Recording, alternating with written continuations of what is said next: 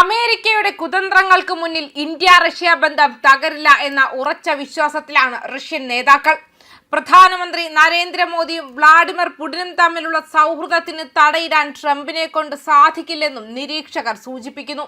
ആ സാഹചര്യത്തിൽ റഷ്യയിൽ നിന്നും അസംസ്കൃത എണ്ണ വാങ്ങുന്നത് ഇന്ത്യ നിർത്തുമെന്ന് US പ്രസിഡന്റ് ഡൊണാൾഡ് ട്രംപ് അല്ലാതെ മറ്റാരും പ്രഖ്യാപിച്ചിട്ടില്ലെന്നാണ് റഷ്യൻ വിദേശകാര്യമന്ത്രി സെർജി ലാവ്റോവ് വ്യക്തമാക്കുന്നത്.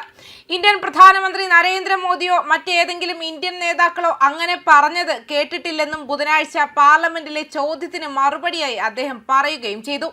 റഷ്യൻ എണ്ണ വാങ്ങുന്നത് നിർത്തി US-ൽ നിന്നും, പ്രത്യേകിച്ച് വെനസ്വേലയിൽ നിന്നുള്ള എണ്ണ ഇന്ത്യ വാങ്ങുമെന്ന് ട്രംപ് പറഞ്ഞിരുന്നു. എന്നാൽ ഇന്ത്യ ഇക്കാര്യം സ്ഥിരീകരിച്ചിട്ടില്ല. അതേസമയം റഷ്യയിൽ നിന്നുള്ള എണ്ണയുടെ ഏപ്രിലെ ഓർഡറുകൾ ഇന്ത്യയിലെ പ്രധാന എണ്ണ ശുദ്ധീകരണ കമ്പനികൾ സ്വീകരിച്ചില്ല.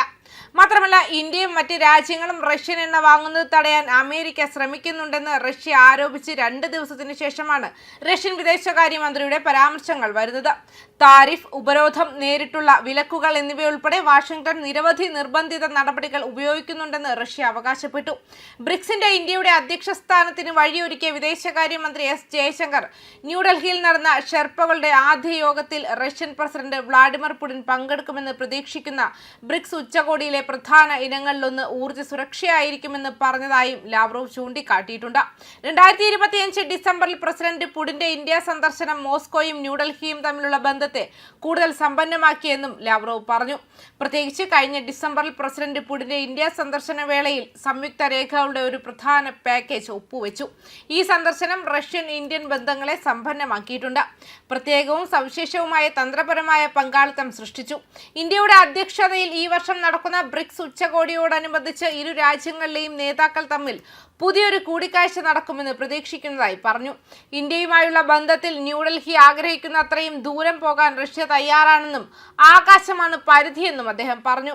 ബ്രസീൽ, റഷ്യ, ഇന്ത്യ, ചൈന, ദക്ഷിണാഫ്രിക്ക എന്നിവരും 5 പുതിയ അംഗങ്ങൾ ഉൾപ്പെടുന്ന 10 അംഗ കൂട്ടായ്മയായ ബ്രിക്സിന്റെ അധ്യക്ഷ സ്ഥാനം 2026 ജനുവരി 1 ഇന്ത്യ ഔദ്യോഗികമായി ഏറ്റെടുത്തു. അതേസമയം അമേരിക്കയുടെ ലക്ഷ്യം ആഗോള സാമ്പത്തിക ആധിപത്യമാണെന്ന് പറഞ്ഞു. അത് ന്യായമായ മത്സരത്തിന് വിരുദ്ധമായ വിവിധ നിർബന്ധിത നടപടികളിലൂടെ അവർ നടപ്പിലാക്കുന്നുവെന്നും അറിയിച്ചിരിക്കുകയാണ്. എന്തായാലും ഇനി ഇന്ത്യയുടെ ശക്തമായ നിലപാടുകളെ കുറിച്ചറിയാൻ കാത്തിരിക്കുകയാണ് റഷ്യ.